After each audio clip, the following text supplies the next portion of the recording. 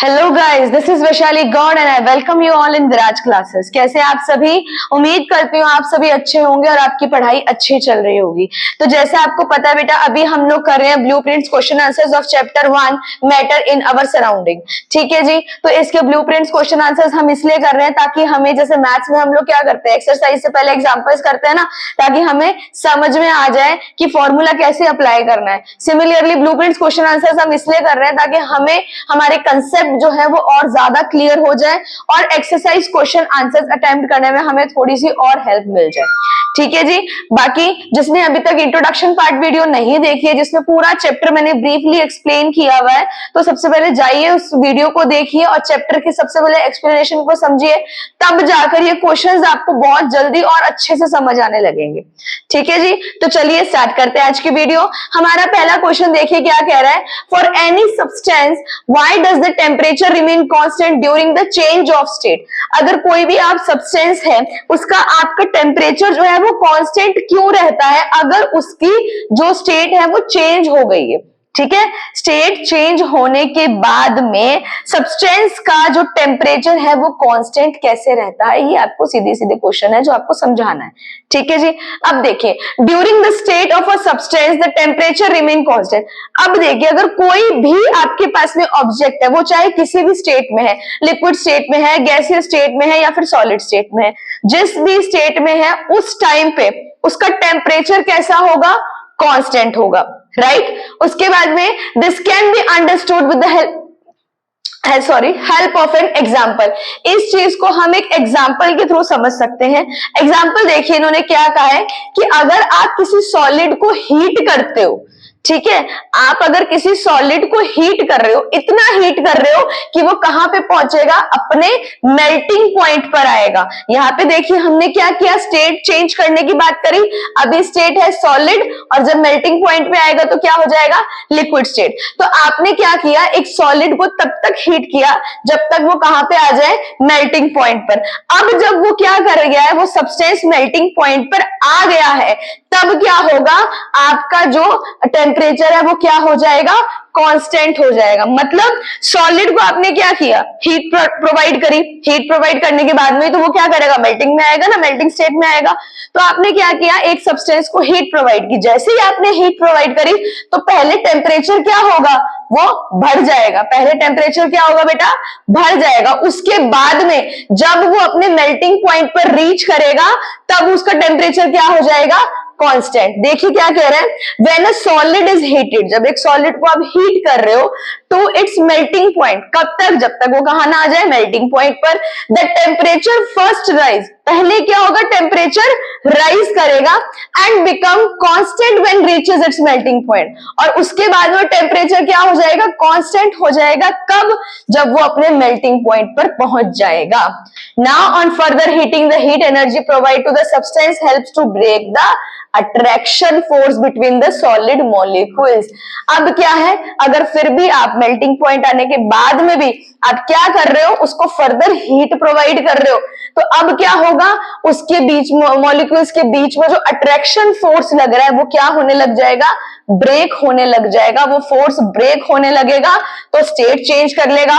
और इतनी amount of heat जो एक सॉलिड को ब्रेक करता है लिक्विड में, उसे हम क्या कहते हैं, लेटेंट हीट। उस हीट को हम क्या बोलते हैं, लेटेंट हीट बोलते हैं। That is why the temperature does not rise. इसीलिए क्या होता है, टेम्परेचर राइज नहीं होता है, क्योंकि लेटेंट हीट एक मिनिमम वो टेम्परेचर होता है जो कि किसी सब्सटेंस की स्टेट को चेंज कर देता है। क्लियर है बच्चों, आ गया समझ में? लाइन टू लाइन ट्रांसलेट भी कर दिया और सिंपल लैंग्वेज में भी समझा दिया। चलिए नेक्स्ट क्वेश्चन देखते हैं। नेक्स्ट क्वेश्चन क्या कह रहा है, suggest a method to liquefy atmospheric gas.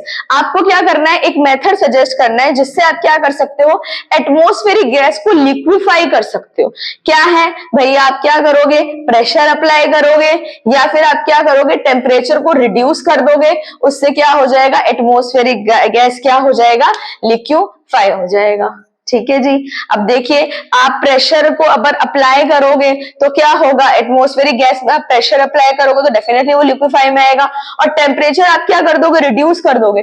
Temperature जैसे ही रिड्यूस होने लगता है क्या जनरेट होने लग जाता है, मॉइस्चर जनरेट होने लग जाता है एटमॉस्फेयर में, और जितना ज्यादा आप टेम्परेचर रिड्यूस करते जाओगे उतना ज्यादा मॉइस्चर जनरेट होता जाएगा, और मॉइस्चर किसका एग्जाम्पल है, लिक्विफाइंग का। ठीक है, तो आपने क्या किया, एटमॉस्फेरिक गैस को लिक्विफाई कर दिया, किस मेथड से, by applying pressure and temperature. इस चीज को हम बहुत पहले बहुत अच्छे से कर चुके हैं। ठीक है, नेक्स्ट क्वेश्चन देखिए, why does a desert cooler cool better on a hot dry day. Desert cooler क्या होता है बेटा, हम घर पे पढ़ते हैं, यूज करते हैं ना मटका, मटके को क्या कहा जाता है, डेजर्ट कूलर बोला जाता है भाई। ठीक है, या फिर हम लोग कहते हैं अर्दन पॉट, है ना, अर्दन पॉट को भी क्या कहा जाता है, अर्दन पॉट, उसको भी क्या कहा जाता है बेटा, मटका कहा जाता है। ठीक है जी, चलिए अब यहाँ पे बोला गया है कि जो डेजर्ट कूलर है वो हॉट ड्राई डे को अच्छे से कूल कैसे करता है, ये समझाना है। देखो, a desert cooler function on the basis of evaporation. जो डेजर्ट कूलर होता है वो किसके ऊपर फंक्शन, उसका फंक्शन क्या होता है, वो किसके ऊपर काम करता है, इवेपोरेशन के ऊपर काम करता है भैया। ठीक है, the rate of evaporation increase, अगर रेट ऑफ इवेपोरेशन इंक्रीज हो रही है तो क्या होगा, टेम्परेचर में भी इंक्रीमेंट आएगा। ठीक है, इवेपोरेशन इंक्रीज होगा तो टेम्परेचर भी क्या हो जाएगा बेटा, इंक्रीज हो जाएगा। अगर इवेपोरेशन इंक्रीज हो गया, टेम्परेचर भी बढ़ गया, इवेपोरेशन भी आपका बढ़ गया, तो क्या चीज होगी, ह्यूमिडिटी में डिक्रीज होगा। अगर सिर्फ टेम्परेचर बढ़ता जा रहा है, सिर्फ टेम्परेचर बढ़ता जा रहा है तो ह्यूमिडिटी इंक्रीज होती है, लेकिन अगर टेम्परेचर के साथ में इवेपोरेशन भी इंक्रीज हो रहा है तो ह्यूमिडिटी क्या हो जाती है बेटा, डिक्रीज हो जाती है। ठीक है, अगर इवेपोरेशन इंक्रीज होती है तो डे कैसा हो जाता है हमारा, हॉट ड्राई डे हो जाता है। लेकिन जो डेजर्ट कूलर होता है वो क्या करता है, इवेपोरेशन के साथ में टेम्परेचर पे भी वर्क करता है, जिसकी वजह से ह्यूमिडिटी डिक्रीज होती है, और क्या हो जाता है, ये बेटर वर्क करता है for giving you the cool day. ठीक है, ठंडा ठंडा दिन आपको प्रोवाइड करता है, ठंडा ठंडा पानी प्रोवाइड करता है। कब करता है, जब टेम्परेचर भी इंक्रीज हो रहा है और इवेपोरेशन भी इंक्रीज हो रहा है, तो डेफिनेटली ह्यूमिडिटी क्या होने लग जाएगी, डिक्रीज होने लग जाएगी। क्लियर है बेटा, आ गया समझ में। देखिए फर्स्ट क्वेश्चन पे हमने समझा है कि जब भी हमारा स्टेट चेंज होता है तो स्टेट चेंज होने पर क्या होता है कि टेम्परेचर राइज क्यों नहीं करता है, क्यों कांस्टेंट रहता है। सेकंड में हमने बोला है कि एटमॉस्फेरिक गैस को हम कैसे लिक्विफाई कर सकते हैं, वो मैंने आपको इंट्रोडक्शन पार्ट में बहुत अच्छे से समझा रखा है ब्रीफली। ठीक है, नेक्स्ट आपको बताया गया है कि डेजर्ट कूलर जो है हॉट ड्राई डे को कैसे कूल कर देता है। सिंपल सिंपल क्वेश्चंस है, सिंपल सिंपल कंसेप्ट है। इंट्रोडक्शन पार्ट वीडियो देख लो, ये तो आपको समझाना मतलब बहुत ईजी हो जाएगा आपके लिए, क्वेश्चन देख के आंसर दिमाग में स्ट्राइक करना शुरू कर देगा।